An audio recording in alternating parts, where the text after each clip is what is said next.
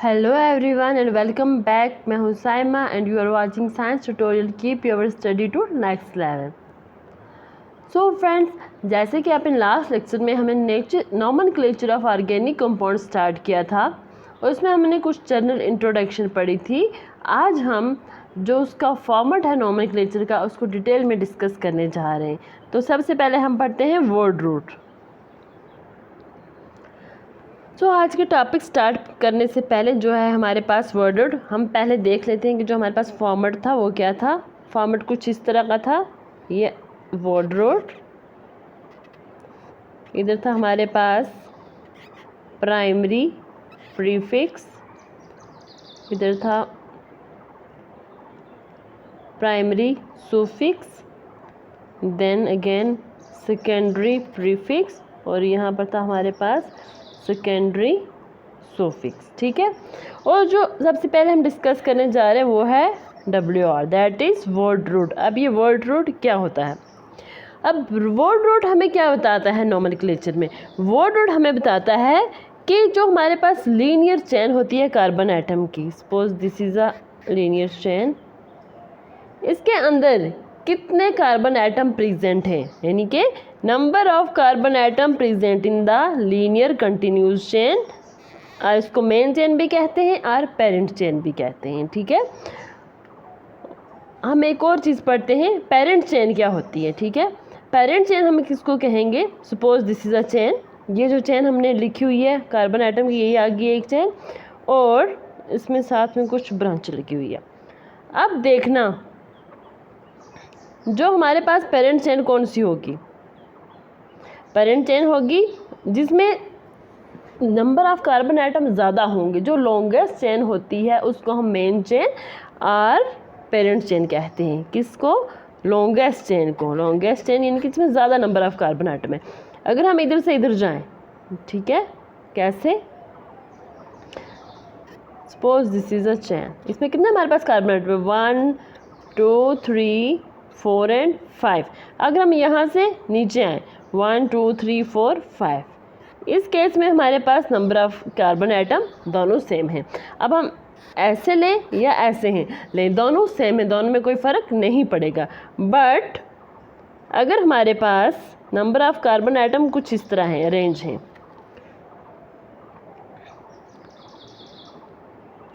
कुछ इस तरह, ये हमारे पास 1 2 3 4 5 6 7, ठीक है, और यहाँ पर हमारे पास लगे हैं 1।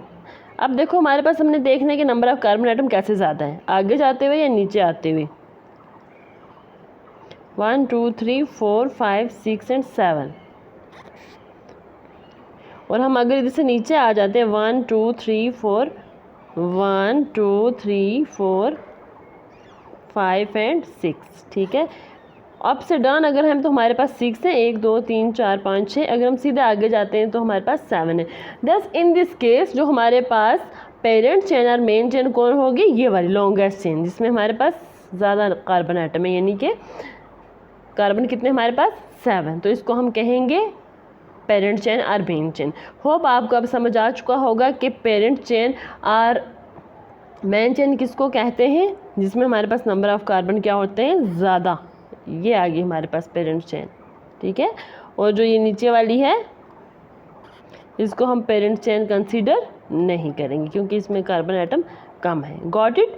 ये था आपके पास पेरेंट चेन और मेन चेन का कंसेप्ट। तो हम एक्चुअली पढ़ क्या रहे थे? हम पढ़ रहे थे वर्ड रूट के बारे में, कि वर्ड रूट है जो हमारे पास, ये कि हमें क्या बताता है? वर्ड रूट हमें बताता है कि कितने number of carbon atom main chain और पेरेंट चेन में प्रेजेंट हैं, ठीक है। Suppose this is a main chain. अब देखो हमारे पास नंबर ऑफ कार्बन एटम इसमें कितने प्रेजेंट है?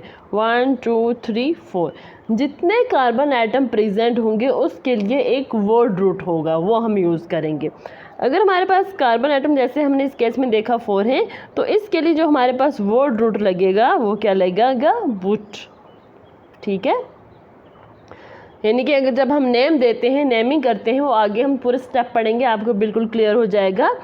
तो जैसे ब्यूटेन बन गया या कुछ और बन गया, वो फिर डिपेंड करता है आगे वो पूरा नॉमेनक्लेचर सिंगल बॉन्ड देख के वो स्टेप बाय स्टेप हम करते जाएंगे। फिलहाल के लिए आप इतना ही याद रखो कि नंबर ऑफ कार्बन आइटम कितने प्रेजेंट हैं उसके लिए एक स्पेशल वर्ड रूट होता है। जैसे हमारे पास है, let us take an example of CH4। देखो जो हमारे पास CH4 दैट इज़ मीथेन, हम इसको बोलते हैं। हम मीथेन इसको क्यों कहते हैं?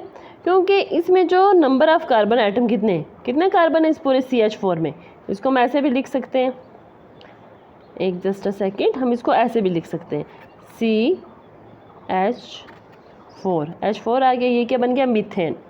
मीथेन हमने इसको नाम दिया। तो जो इसमें नंबर ऑफ कार्बन आइटम कितने कार्बन है? 1 कार्बन और 4 हाइड्रोजन। हमने देखना क्या, हमने सिर्फ देखना कार्बन इसमें कितने प्रेजेंट है। कार्बन मीथेन के केस में सिर्फ एक ही कार्बन आइटम प्रेजेंट है। थस जो वर्ड रूट हम यूज़ कर रहे हैं 1 कार्बन के लिए वो है हमारे पास मिथ। क्या है हमारे पास? मिथ, ठीक है। और इसमें सिंगल बॉन्ड है इसलिए हमने साथ में क्या लगाया? Ane, that is methane. और ऐसे ही अगर हमारे पास 2 कार्बन है तो उसके लिए हम वर्ड रूट कौन सा यूज़ करेंगे? इथ, यानी कि इथेन। जैसे हमारे पास ये आ गया, अगर C2 होगा तो H हो जाएंगे हमारे पास 6, और C2H6 क्या होता है हमारे पास? इथेन। और अगर C2 हमारे पास कार्बन कितने प्रेजेंट है? 2, और हम इसके लिए कौन सा वर्ड रूट यूज़ करते हैं? इथ। क्या यूज़ करते हैं हम? इथ, ऐसे सिर्फ इथ। तो ऐसे हम देखते हैं आगे वाले कार्बन आइटम के लिए। अगर हमारे पास नंबर ऑफ कार्बन आइटम कितने हैं? 3, तो इसमें प्रॉप यूज़ करेंगे। 4 है तो बुट, 5 है तो पेंट, 6 है तो हेग्स, 7 कार्बन आइटम है तो हेप्ट, 8 है तो ऑक्ट, 9 है तो नॉन। और अगर हमारे पास नंबर ऑफ कार्बन आइटम कितने हैं? 10, तो हम उसके लिए क्या यूज़ करेंगे? डेक। आपको 10th में कार्बन 1 से लेकर 10 तक सफिशेंट है, यही आपकी नॉमेनक्लेचर में आते हैं। इससे ज़्यादा आपके 11th और 12th क्लासेस के लिए यूज़ होते हैं। मोस्टली 11th क्लास में आप नॉमेनक्लेचर जब पढ़ोगे वहाँ पर यूज़ होंगे, लेकिन जो फर्स्ट 10th है, ये 10 है, ये 10th क्लास के लिए सफिशेंट है, ठीक है। ये याद रखना कि कितने कार्बन आइटम के लिए कौन सा वर्ड रूट यूज़ होता है। ये आ गया वर्ड रूट। नेक्स्ट जो हमारे पास है वह सेकेंडरी प्रीफिक्स। अब ये सेकेंडरी प्रीफिक्स हमें क्या बताता है? सेकेंडरी प्रीफिक्स हमें क्या बताता है? सेकेंडरी प्रीफिक्स बताता है नेचर ऑफ द सब्स्टिट्यूएंट, कि पेरेंट चेन के साथ जो कौन सा सब्स्टिट्यूएंट लगा हुआ है। सब्स्टिट्यूएंट को हम ब्रांच भी कहते हैं। Suppose this is parent chain और मेन चेन, इसके साथ जो सब्स्टिट्यूएंट ग्रुप लगा हुआ है वो कौन सा लगा हुआ है? वो मिथाइल है, इथाइल है, या जो भी है, कौन सा लगा हुआ है? सब्स्टिट्यूएंट आर जो ब्रांच होता है उसको हम क्या कहते हैं? Is known as alkyl. और अल्काइल को हम किससे रिप्रेजेंट करते हैं? आर। हम ऐसे भी लगा देते हैं अल्काइल ग्रुप, ठीक है। Suppose this group is CH3, यहाँ पे हमारे पास कौन सा ग्रुप लगेगा? CH3। ये देखो लिखा हुआ मैंने यहाँ बताया हुआ है कि जो हमारे पास अल्काइल होता है, अल्काइल कैसे बनता है? जब किसी भी अल्केन से हम क्या करते हैं? हाइड्रोजन को निकालते हैं, तो हमारे पास बन जाता है अल्काइल। क्या बनता है? अल्काइल। कैसे? हम लेते हैं एग्जांपल अल्केन की। कौन सा अल्केन लेते हैं? मीथेन ले लेते हैं, CH4। इस CH4 से हम एक अगर हाइड्रोजन निकाल दें तो ये क्या बन जाएगा? CH3, यानी कि अल्काइल। क्या बन गया? अल्काइल। और यही अल्काइल आर ग्रुप लगता है हमारे पास पेरेंट चेन के ऊपर, पेरेंट चेन के साथ। ये देखो, अब हम इसको लगाते हैं। कैसे लगाएंगे? लेट मी रब, मैं इसको पहले साफ़ करती हूँ। हाँ, अब काफ़ी जगह है, हम इसको लगा देते हैं। ये हमारे पास पेरेंट चेन और मेन चेन, ठीक है। ये हमने लगाया कौन सा ग्रुप? CH3, यानी कि कौन सा हमारे पास ग्रुप लग रहा है? Methyl group. CH4 होता है मीथेन। मीथेन में से जब एक हाइड्रोजन निकाल देंगे तो ये हमारे पास अल्काइल ग्रुप बन जाएगा। अल्काइल कौन सा बनेगा? CH3, methyl group. कौन सा लगेगा? कौन सा अल्काइल बनेगा हमारे पास? मिथाइल।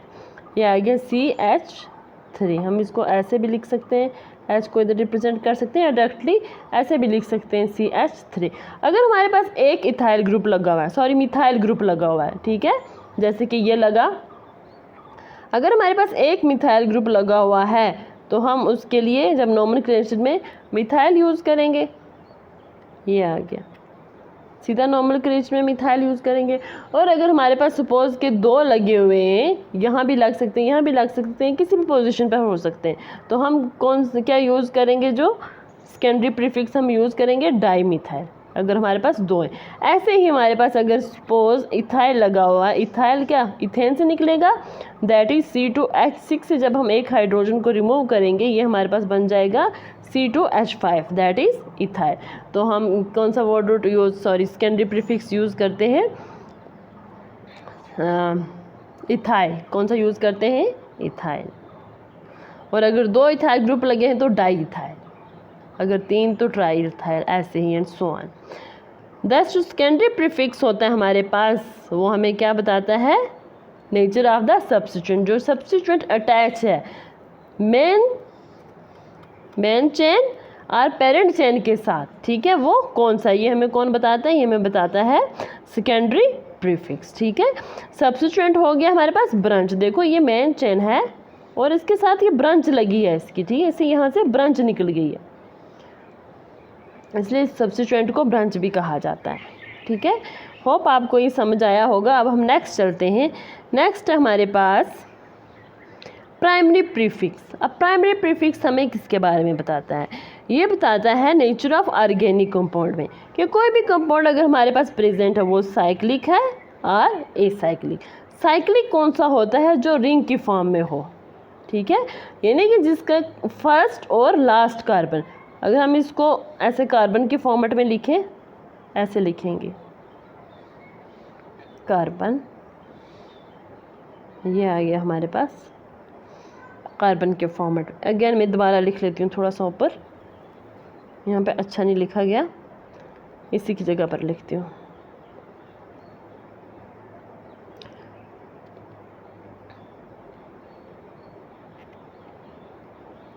ये कार्बन एटम, ये आगे इसमें कार्बन एटम, इसको हम ऐसे भी रिप्रेजेंट करते हैं। कैसे रिप्रेजेंट करते हैं, ऐसे। कितने कार्बन आगे, 1 2 3 4 5, ठीक बना, एक यहाँ पर भी है 6। हाँ, तो प्राइमरी प्रीफिक्स हमें क्या बताता है, ऑर्गेनिक कंपाउंड की नेचर की, साइक्लिक है और एसाइक्लिक है। हम बात कर रहे थे साइक्लिक किसको कहते हैं। साइक्लिक वो होता है जिसमें हमारे पास फर्स्ट और लास्ट का कार्बन एक दूसरे से कनेक्ट हो, जुड़ा हो, और क्या बन जाए हमारे पास एक रिंग, वो होता है साइक्लिक। और जिसमें हमारे पास कार्बन एंड टू एंड हो, ओपन हो, जिसका एंड फर्स्ट और लास्ट कार्बन आपस में लिंक्ड ना हो, उसको हम कहते हैं एसाइक्लिक। एसाइक्लिक को हम ओपन चेन भी कहते हैं। क्या कहते हैं एसाइक्लिक को, ओपन चेन। और हम साइक्लिक को क्लोज और रिंग भी कह सकते हैं, ठीक है, गॉट इट। ये आपको क्लियर हो गया होगा कि साइक्लिक और एसाइक्लिक क्या होता है। अब हमारे पास एग्जांपल है, हम करते हैं कि कौन से कंपाउंड हमारे पास साइक्लिक हैं और कौन से एसाइक्लिक हैं।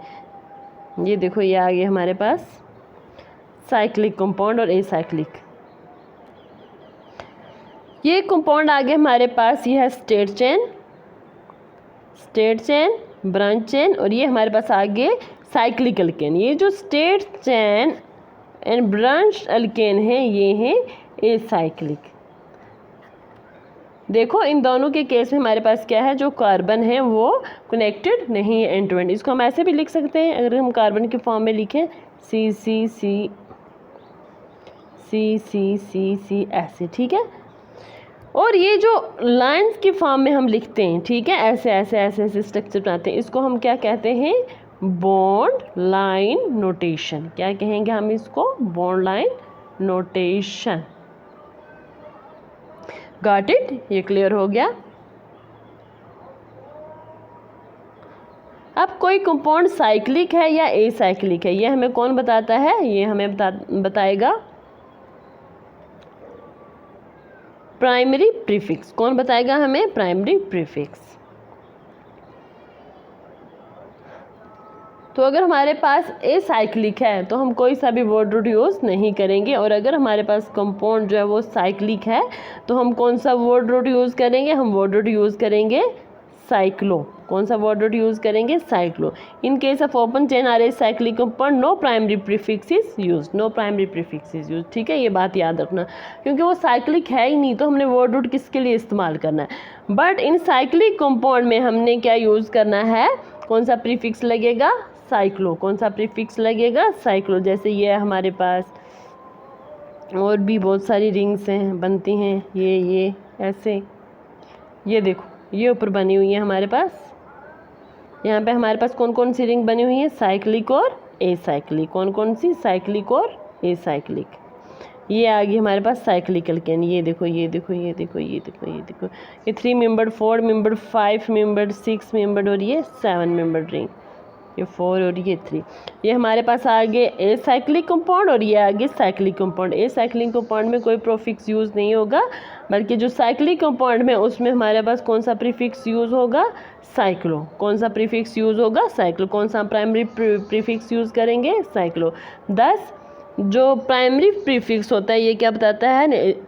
नेचर ऑफ ऑर्गेनिक कंपाउंड के वो साइक्लिक है और ए साइक्लिक है। अगर वो ए साइक्लिक होगा यानी उसका एंड ओपन होगा, उसके जो फर्स्ट और लास्ट कार्बन है वो एक दूसरे के साथ कनेक्ट नहीं होंगे, देन हमारे पास कंपाउंड होगा ए साइक्लिक और हम कोई भी प्रीफिक्स प्राइमरी प्रीफिक्स यूज़ नहीं करेंगे। But in case of cyclic compound यानी कि जब हमारे पास फर्स्ट और लास्ट कार्बन का एंड एक दूसरे से जुड़े होंगे, कनेक्ट होंगे, they form a ring structure हमारे पास बनेगा। इस केस में हमारे पास प्रीफिक्स यूज़ होगा, प्राइमरी प्रीफिक्स, और वो प्राइमरी प्रीफिक्स कौन सा है हमारे पास? साइक्लो। ठीक है, गॉट इट। होप आज का लेक्चर आपको समझ आया होगा। आगे नेक्स्ट लेक्चर में हम अपनी नोमेनक्लेचर को कंप्लीट कर देंगे। प्लीज़ कमेंट करके मुझे बताएं कि आज का सेशन आपको कैसा लगा, and also don't forget to share, like and subscribe my channel. Thanks for watching me.